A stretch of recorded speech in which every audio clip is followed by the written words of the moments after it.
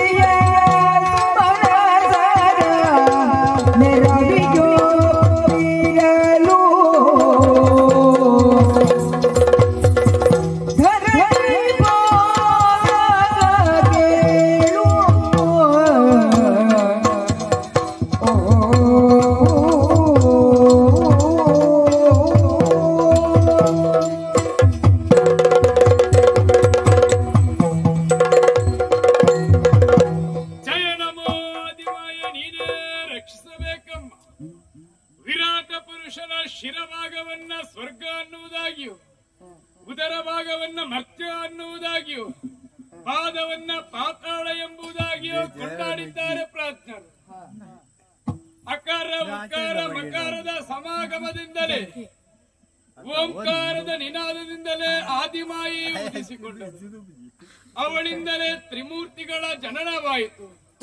ಬ್ರಹ್ಮ ವಿಷ್ಣು ಮಹೇಶ್ವರ ಅನ್ನುವುದಾಗಿ ಆ ತ್ರೈಮೂರ್ತಿಗಳಿಂದಲೇ ಅನುಗ್ರಹಿಸಲ್ಪಟ್ಟಂತಹ ಪುರವೇ ಈ ದೇವಲೋಕ. ವರ್ತಮಾನ ಕಾಲದಲ್ಲಿ ಪುರಂದರ ನಾಮಾಂಕಿತನಾಗಿರುವಂತಹ ನಾನೇ ದೇವಲೋಕದ ಆಡಳಿತವನ್ನ ಮಾಡುತ್ತಿದ್ದೇನೆ. ತ್ರೈಮೂರ್ತಿಗಳ ಆಜ್ಞೆಯನ್ನು ಅನುಕರಿಸಿದಂತಹ ನಾನು ಮೇಘವಂತ ಶಿಖರವನ್ನೇರಿದೆ.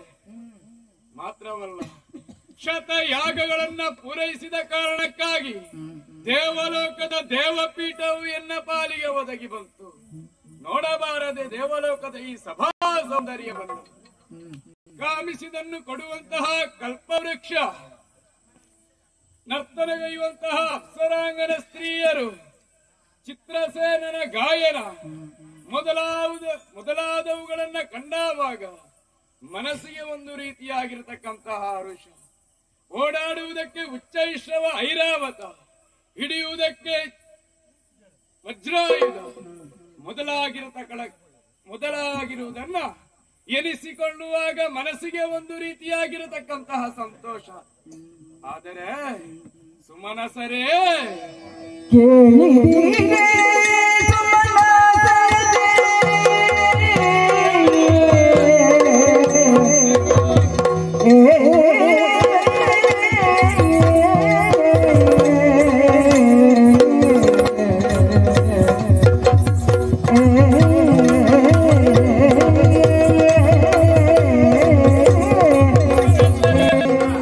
ಇದುವರೆಗೆ ನಮ್ಮ ಪಾಲಿಗೆ ಶ್ರೀಹರಿಯ ಕೃಪಾ ಕಟಾಕ್ಷದಿಂದ ಬೇಕಾದಂತಹ ಎಲ್ಲಾ ಸೌಭಾಗ್ಯಗಳು ಒದಗಿ ಬಂದಿವೆ.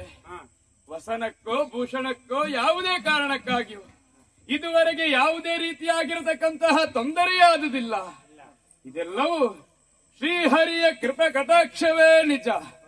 ಆದರೆ ಒಂದುಂಟು, ನಮ್ಮವರೇ ಇದ್ದಾರೆ ನಮಗೆ ವೈರಿಗಳು. ಯಾರು? ಬೇರೆ ಯಾರು ಅಲ್ಲ, ಇತಿಯ ಮಕ್ಕಳಾಗಿರತಕ್ಕಂತಹ ಅಸುರರು. ಒಂದು ವೇಳೆ ಇದುವರೆಗೆ ಅದೆಷ್ಟೋ ಸಂದರ್ಭದಲ್ಲಿ ಅಸುರರಿಂದಲೇ ದಾಳಿ ಮಾಡಿದಾಗ ಆ ನಳಿನನಾಭನ ದಯೆಯಿಂದ ಯಾವುದೇ ರೀತಿಯಾಗಿರತಕ್ಕಂತಹ ತೊಂದರೆಯಾಗದ ಹಾಗೆ ನಮ್ಮನ್ನ ರಕ್ಷಿಸಿಕೊಂಡು ಬಂದವನಿದ್ದಾನೆ. ಆದರೂ ನನಗೆ ಭಯ ಉಂಟು ಅಂತ ಅಲ್ಲ, ನಿಮ್ಮಲ್ಲಿರುವಂತಹ ಉತ್ಸಾಹ ಎಷ್ಟು ಅನ್ನುವುದಕ್ಕಾಗಿ ಒಂದೇ ಪ್ರಶ್ನೆಯನ್ನು ಕೇಳುತ್ತಿದ್ದೇನೆ. ಮುಂದೊಂದು ದಿನಗಳಲ್ಲಿ ಅಸುರರು ನಮ್ಮಲ್ಲಿಗೆ ದಾಳಿ ಮಾಡಿದರು ಎಂದಾದರೆ ನಿಮ್ಮ ಅಭಿಪ್ರಾಯ ಏನೆಂದು ತಿಳಿಸಿ.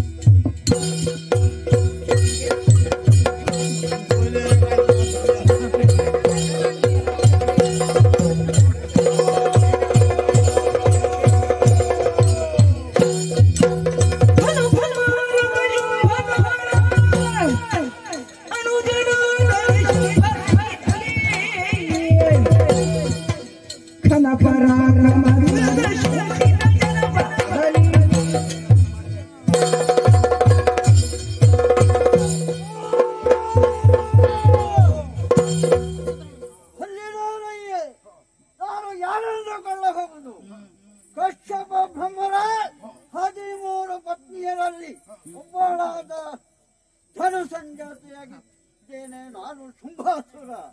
ಅಷ್ಟು ಮಾತ್ರವಲ್ಲ, ಒತ್ತಿನಲ್ಲಿ ನಿಶುಂಭಾಸುರನು ಇದ್ದಾನೆ. ನಮ್ಮ ಜನ್ಮದಿಂದ ಇಡೀ ಲೋಕವೇ ಪಾವನವಾಯಿತು ಎಂದು ಹೇಳಿಕೊಳ್ಳಬಹುದು. ಯಾಕೆ? ನಾವು ಮಾಡಿದ ಕೆಲಸವೇನು, ನಾವು ಮಾಡಿದಂತಹ ಕರ್ತವ್ಯವೇನು, ಇದನ್ನು ಯಾರಿಂದ ಒಬ್ಬರು ಅವಗಣಿಸುವುದಕ್ಕೆ ಸಾಧ್ಯವಿಲ್ಲ. ತಮ್ಮ, ನಮಗೆ ಅನುಗ್ರಹ ಯಾರಿಂದ ಬಂತಂದು ಗೊತ್ತಾ?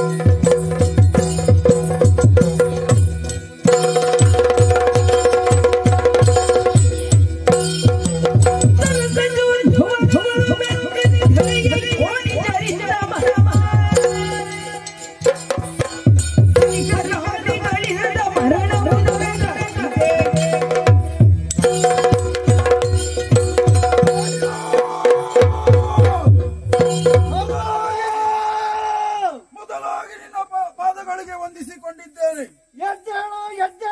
ಜೀವನದಲ್ಲಿ ಏನಾದರೂ ಒಂದು ಸಾಧಿಸಬೇಕು ಎಂದು ನೇರವಾಗಿ ಕಾನನಕ್ಕೆ ತೆರಳಿದೆವು. ಬ್ರಹ್ಮನನ್ನು ಭಜನೆಯ ಮೂಲಕ ಮೆಚ್ಚಿಸಿ ಬೇಕಾದಂತಹ ವರವನ್ನು ಪಡೆದೆವು. ಯೋನಿಜರಿಂದ ತ್ರಿಮೂರ್ತಿಗಳಿಂದ ಮರಣವೇ ಬಾರದಂತಹ ವರವನ್ನು ಪಡೆದೆವು. ಆ ಬಳಿಕ ನೇರವಾಗಿ ಪಾತಾಳಕ್ಕೆ ಇಳಿದೆವು. ಪಾತಾಳಾದ್ಯರನ್ನೆಲ್ಲ ಸದೆ ಬಡಿದೆವು. ಆ ಬಳಿಕ ಧರಣಿ ಪರ ದರ್ಪವನ್ನೇ ಮುರಿದೆವು. ಅಣ್ಣ, ಎರಡು ಲೋಕ ನಮ್ಮ ಪಾಲಿಗಾದ್ರೆ ಸಾಕೆ.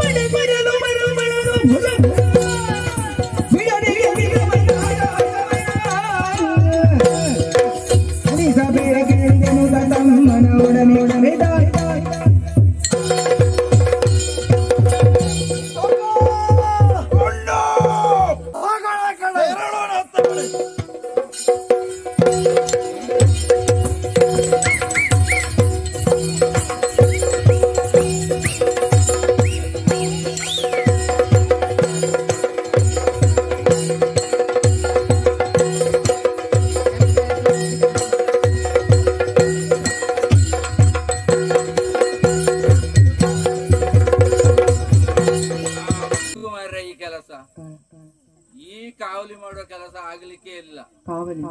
ಹೌದು, ನಾವು ಇಲ್ಲಿ ಕೆಲಸ ಎಷ್ಟು ಮಾಡ್ತೇವೆ ನಮಗೆ ಇಲ್ಲಿ ದ್ವಾರದಲ್ಲಿ.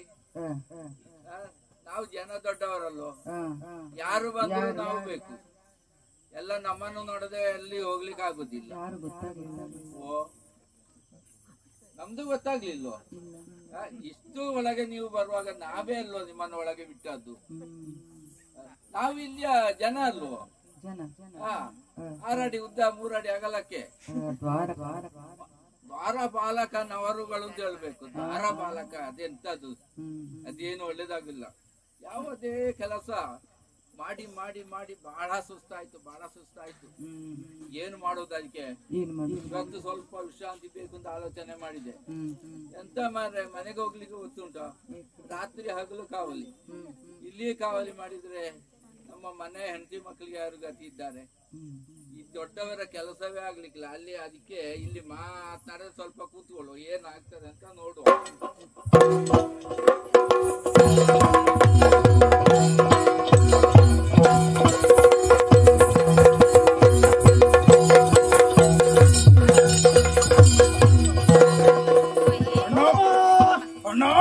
ಸ್ವರ್ಗಲೋಕಕ್ಕೆ ಕಾಲಿಟ್ಟಿದ್ದೇವೆ. ಹೌದು, ಮುಂದಕ್ಕೆ ನಾವು ತೆರಳಬೇಕಾದ್ದು ನಮ್ಮ ಆದ್ಯ ಕರ್ತವ್ಯವಾಗಿದೆ. ಹಾಗಾದ್ರೆ ದ್ವಾರದಲ್ಲಿ ಯಾರೇ ಇರಲಿ, ನಮಗೆ ಯಾರು ಬೇಕಾದ್ದು ಆ ದೇವೇಂದ್ರ, ಹೌದು, ಆ ಸುರಪಾಲ, ಆ ಸುರಪಾಲನನ್ನು ಅರಸುತ್ತಾ ಮುಂದಕ್ಕೆ ತೆರಳ.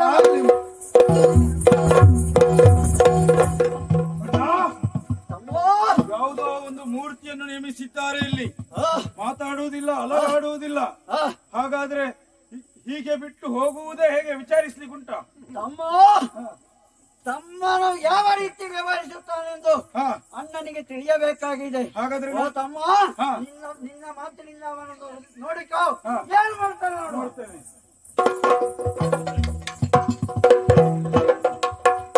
ಇದು ಮೂರ್ತಿ, ಇದು ಮಾತಾಡುವುದಿಲ್ಲ.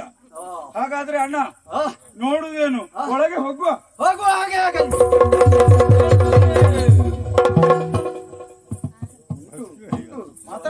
ಸ್ವರ ಉಂಟು, ಅದವೋ ಅಷ್ಟರಲ್ಲೇ ನಿಂತಿದೆ. ಹಾಗಾದ್ರೆ ಸ್ವರ ಉದಿಸುವುದಕ್ಕೆ ನಮಗೇನು ಗೊತ್ತಿಲ್ವಾ? ಅದನ್ನೇ ತುಂಡರಿಸಿದ್ರೆ ಹೇಗೆ? ಹಾಗೆ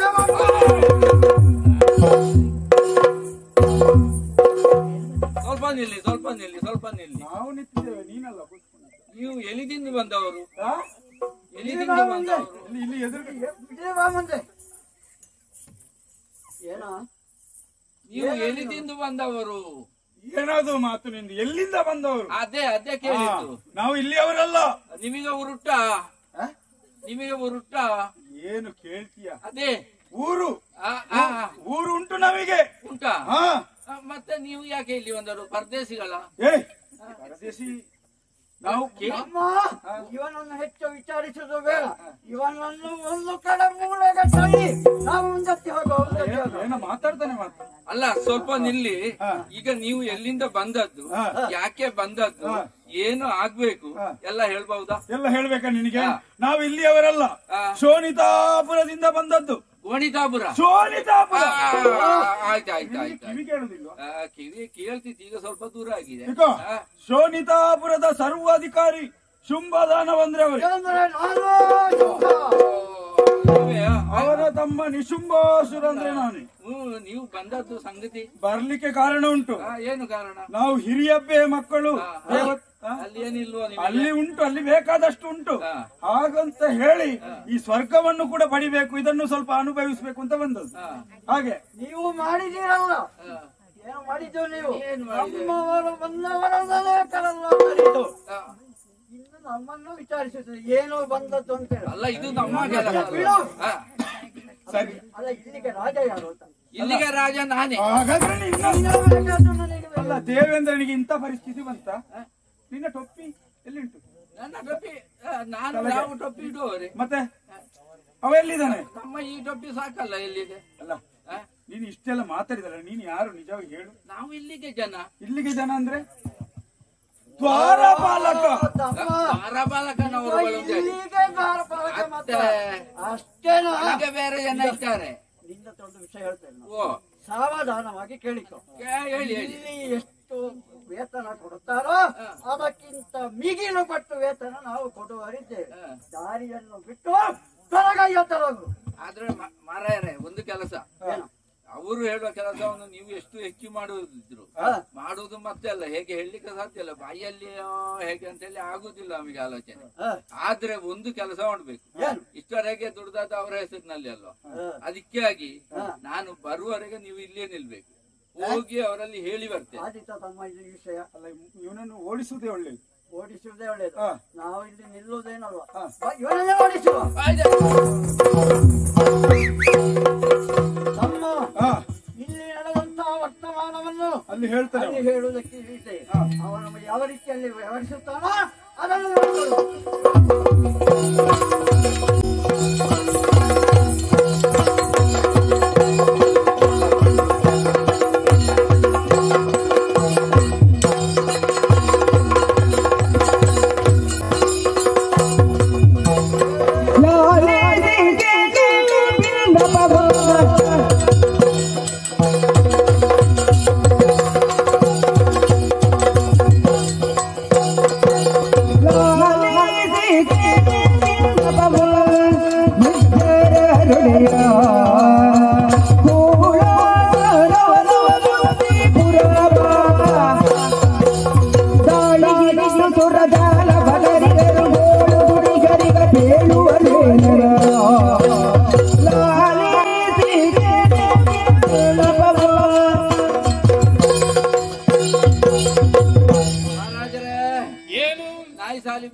ನಾಯಿ ಸಾಯ್ಬೇಕು ಈಗಲೇ. ಹೌದು, ಓಡಿ ಬಂದಿದ್ದೆ. ಲಾಲಿಸಬೇಕು ಲಾಲಿಸಬೇಕು. ಅದೇ ಅದೇ ಅವಸರ. ಅವಸರದಲ್ಲಿ ನೀನೇನೇನು ಹೇಳಬೇಡ ಮಹಾರಾಜರೇ. ನಾವು ಅಲ್ಲಿದ್ದವರು. ಎಲ್ಲಿದ್ದವರು? ಅಲ್ಲಿ. ಯಾರು? ಮೇಲೆ ಮೇಲೆ ಮೇಲೆ ಇದ್ದವರು. ಮೇಲಿನಿಂದ ಬಂದದ್ದು. ಇರುವುದೇ ಮೇಲಲ್ಲ. ಹೌದು ಮೇಲೆ. ಆದ್ರೆ ನೀವು ನಿಮ್ಮಿಂದ ಮೇಲೆ ನಾವು ಹೊರಗೆ ಒಳಗೆ ಬಿಡ್ಬೇಕಾದ ನಾವು ಜನ ಅಲ್ವೋ? ಜ್ವರ ಬಾಲಕರು. ನಿಮಗೆ ಗುರ್ತ ಸಿಕ್ಲಿಲ್ವೋ? ಜನ ಗೊತ್ತಾಗ್ಲಿಲ್ಲ, ಮೊದಲಿಗೆ ಗೊತ್ತಾಗ್ಲಿಲ್ಲ, ಈಗ ಅರ್ಥ ಆಯ್ತು. ನಾವು ಅಲ್ಲಿಯೇ ಕಾವಲು ಮಾಡ್ತಾ ಇದ್ದವರು. ಅಲ್ಲಿಯ ಕಾವಲುಗಾರರು ಓಡೋಡಿ ಬಂದಿದ್ದೀಯ. ಹೌದು. ಕಾರಣ ನೀವು ಬಾರಿ ಆರಾಮದಲ್ಲೇ ಇದ್ದೀರಿ, ನನ್ನ ತಲೆ ಬಿಸಿ ನನಗೆ. ನಾನು ಯಾವಾಗಲೂ ಆರಾಮದಲ್ಲೇ ಇರುವ. ಹೌದು ಮಹಾರಾಜರೇ. ಏನು? ನಾನಲ್ಲಿ ಎಂದಿನಂತೆ ಅಲ್ಲಿ ನಿಂತು ಹತ್ಲ ಎತ್ಲ ಹೋಗ್ತಾ ಇದ್ದೆ, ಆ ಕಡೆ ಈ ಕಡೆ ಹೋಗುತ್ತಿರುವಾಗ ಹೋಗ್ತಾ ಇದ್ದೆ. ಬಂದ್ರಲ್ಲ ದಿನ ಅಲ್ಲಿಗೆ. ಯಾರು? ನಮ್ಮಲ್ಲಿಗೆ. ಯಾರು? ಅವರು ಮೇಲಿನವರು. ನಮಗಿಂತ ಮೇಲಿನ ಅಲ್ಲ, ಕೆಳಗಿನವರ? ನಿಮ್ಮ ದೊಡ್ಡಮ್ಮನ ಅಸುರರು. ಸುರರು. ನಾವು ಸುರರಾದ್ರೆ ಅಸುರರು. ಅವ್ರು ಬಂದದ್ದಲ್ವ? ಯಾಕಂತೆ? ಯಾರಂತೆ? ಅಯ್ಯೋ ದೇವ್ರೆ. ಏನು? ಒಬ್ಬ ಕುಂಬು, ಒಬ್ಬ ನಿಂಬು. ಅಲ್ಲ, ಹೇಳುವುದು ಸರಿಯೇನಿ, ಏನೇ ಆಗ್ಲಿ. ಅವರಿಬ್ರು ಬಂದಿದ್ದಾರೆ. ಯಾರೆಲ್ಲ? ಸಿಂಬು ನಿಂಬು ಇಬ್ರು. ಜನ ಎಷ್ಟು ಅಂತ ಹೇಳಿದ್ದಾರೆ. ನಿಂಬು ಬಂದಿದ್ದಾನೆ. ನಿಂಬು ಬಂದಿದ್ದಾನೆ. ಹೌದಾ? ಏನೇ ಆಗ್ಲಿ ಅಂತ ಹಾಗಾದ್ರೆ ಅರ್ಥೈಸಿಕೊಂಡಿದ್ದೇನೆ.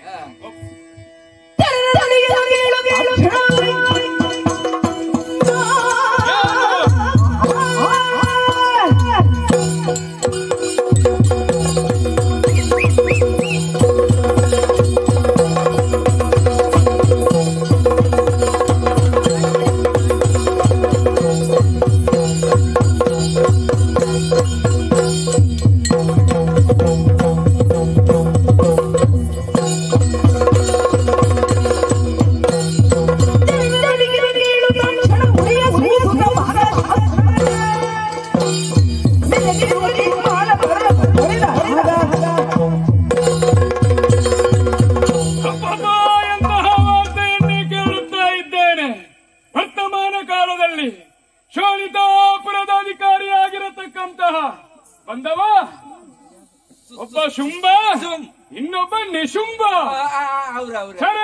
ಆಲಿಸಿದಿರೆ ಆಲಿಸಿದಿರೆ, ಹಸುಗಳ ದಾಳಿಯಾಗಿದೆ ಅಂತೆ. ಸರಿ ಸರಿ, ತಡ ಮಾಡುವುದಲ್ಲ, ಆಯುಧಗಳನ್ನ ಹಿಡಿದು ನಮ್ಮ ನಡ ಆ ಕಡೆ ಹೋಗೋಣ.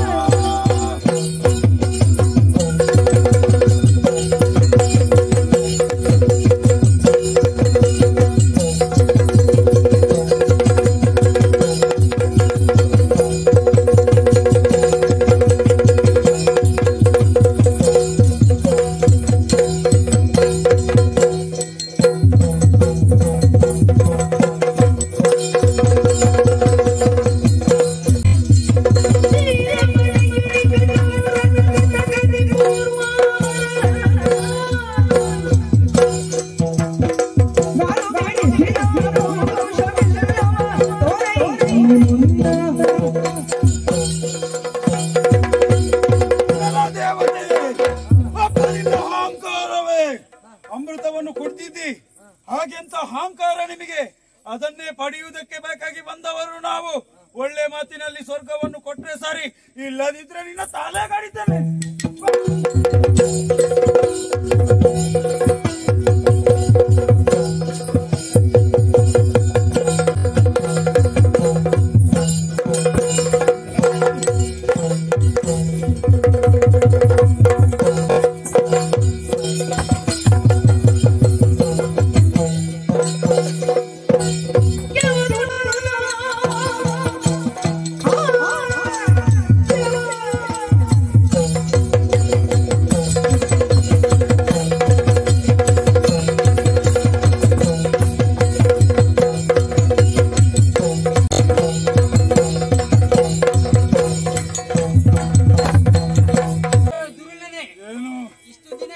ಯುದ್ಧಕ್ಕೆ ಬಂದು ಹಾಗೆ ಪೆಟ್ಟು ತಿಂದು ಹೋಗಿದ್ಯಾ?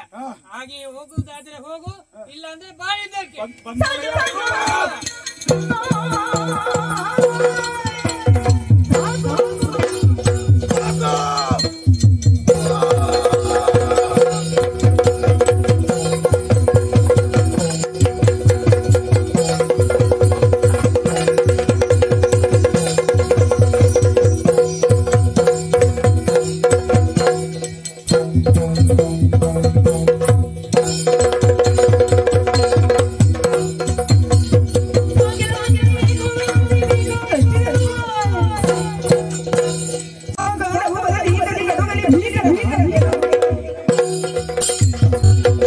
ದೇವತೆ ಬಂದವ ಯಾರು? ಅಗ್ನಿಯ ಯಾರೇ ಇರಲಿ, ಶೋನಿತಾಪುರದಿಂದ ಬಂದವರು ನಾವು, ಶುಂಭ ನಿಶುಂಭರು. ನಿನಗೂ ಕೂಡ ಒಳ್ಳೆ ಮಾತಿನಲ್ಲಿ ಹೇಳ್ತಾ ಇದ್ದೇನೆ, ಒಬ್ಬ ಓಡಿ ಹೋಗಿದ್ದಾನೆ. ಒಳ್ಳೆ ಮಾತಿನಲ್ಲಿ ಸ್ವರ್ಗ ಕೊಡಿ, ಇಲ್ಲದಿದ್ರೆ ನಿನ್ನನ್ನು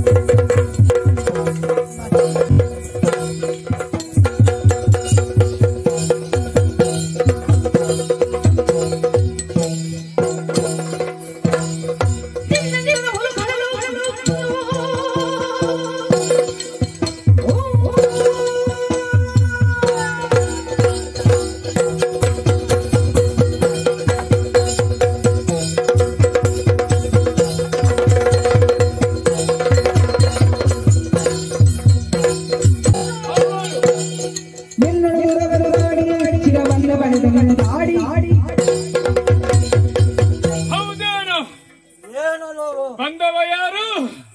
ಶುಂಭಾಸುರ. ಶುಂಭಾಸುರ. ಕೇಳುವವ ಯಾರು? ದೇವಲೋಕದ ಒಡೆಯ ದೇವೇಂದ್ರ. ಅವನೇ ನನಗೆ ಬೇಕಾದ್ದು. ನಿನಗೆ ಬೇಕಾದದ್ದು ಯಾವುದು? ದೇವೇಂದ್ರನ ದೇವಲೋಕದ ಪೀಠವ? ದೇವಲೋಕದಲ್ಲಿ ರಾಜ್ಯಭಾರವನ್ನು ಮಾಡುತ್ತಿರುವಂತ ಆ ದೇವೇಂದ್ರನನ್ನು ವಿಚಾರಿಸಿ ಅವನನ್ನು ರಣರಂಗದಲ್ಲಿ ಹೊಡೆದುರುಳಿಸಿ ನಾನು ಏರುವ ಪೀಠ ಇದು. ಶುಂಭಾಸುರ ಯಾಗ ಎಂಬಂತಹ ಪದಗಳನ್ನು ಕೇಳಿದ್ದೀಯಾ? ಶತಯಾಗವನ್ನ ಮಾಡುವುದರ ಮುಖೇನವಾಗಿ ದೇವಲೋಕದ ಗದ್ದುಗೆಯನ್ನು ಏರಿದವ ನಾನು. ಅದನ್ನೇ ಪಡೆಯುವುದಕ್ಕೆ ಮುಂದಾಗುವುದೇ ದಿಟವಾದರೆ ಇದೋ ಕೈಯಲ್ಲಿರುವಂತಹ ವಜ್ರಾಯುಧದ ಘಾತಕ್ಕೆ ನೀನು ಸಿಲುಗುತ್ತೀಯೋ?